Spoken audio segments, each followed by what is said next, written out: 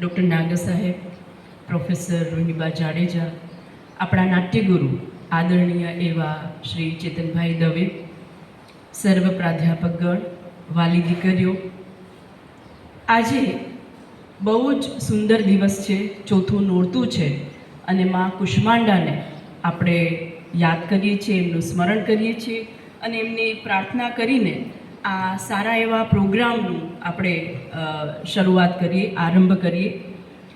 યા દેવી સર્વભૂતેષુ માં કુષ્માંડા રૂપેણ સંસ્થિતા નમસ્તસ્યે નમસ્તસ્યે નમસ્તસ્યે નમો નમઃ. આપણે સૌ જાણીએ છીએ તે રીતે માં કુષ્માંડા આરોગ્ય અને આયુષ્યના દેવી છે. તો માને પ્રાર્થના કરીએ કે સર્વ લોક આખો નિરોગી રહે અને આપણે આપણા શુભ કાર્યો ઈશ્વરની માતાની કૃપાથી કરતા રહીએ એવું બળ આપણને મળે.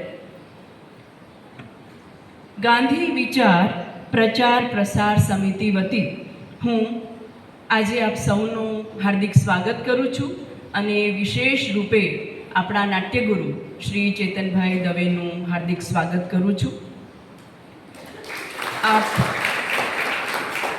આપ સૌ જાણો છો તે રીતે આપણે અત્યારે ગાંધી જયંતિ નિમિત્તે ગાંધી સપ્તાહની ઉજવણી કરી રહ્યા છીએ.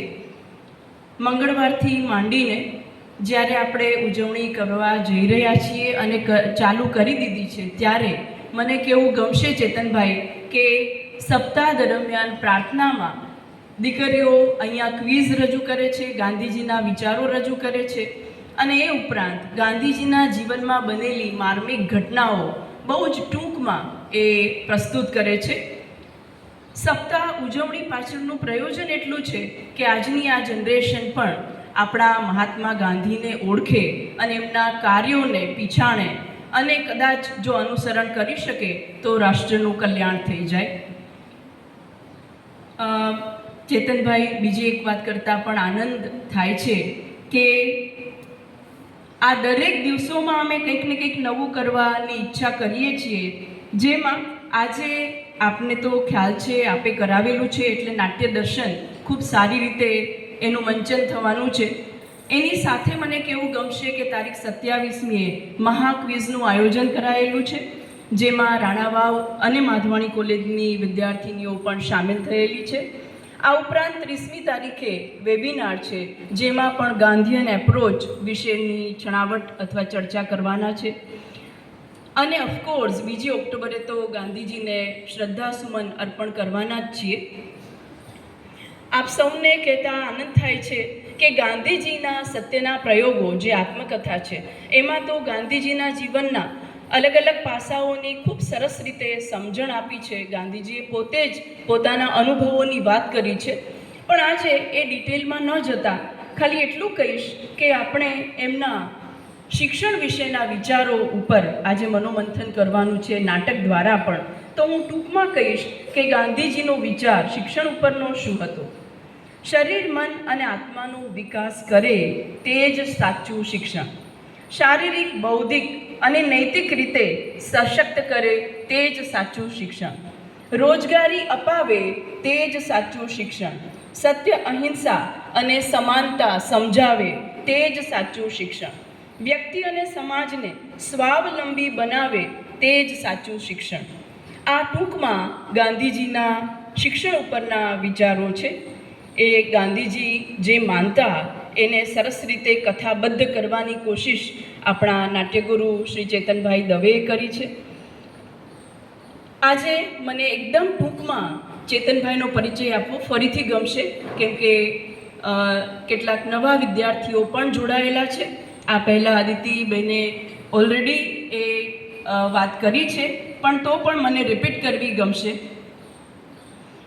આપણા નાટ્યગુરુ ચેતનભાઈ દવેએ MS યુનિવર્સિટી બરોડાથી ડ્રામેટિક્સમાં ડિગ્રી મેળવેલી છે.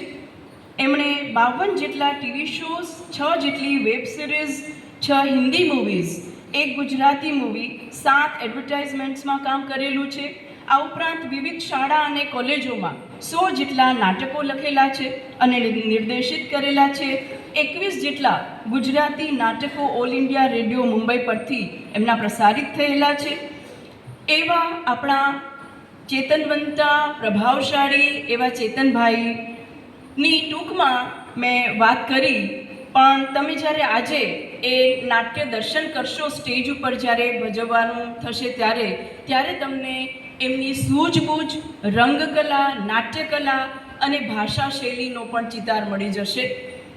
તો ફરીથી મને એક વાત કરવી ગમશે, જેમાં આપણે કહીએ છીએ કાવ્યેષુ નાટકમ રમ્યમ, અને જો હું એની સાથે જોડી દઉં કે વિદ્યા નામ નરસ્ય રૂપમ અધિકમ પ્રચ્છન્ન ગુપ્તમ ધનમ વિદ્યા રાજસુ પૂજિતા નતુ ધનમ વિદ્યા વિહીન પશુ, તો તમને થશે કે મેડમ આ બધું શું છે?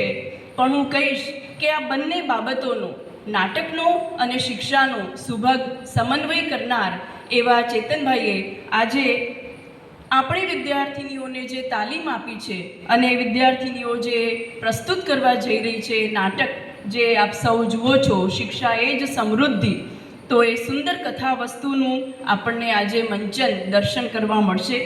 તો ફરીથી હું આપ સૌનું હાર્દિક સ્વાગત કરું છું અને ચેતનભાઈનું વિશેષ સ્વાગત કરું છું. Thank you very much.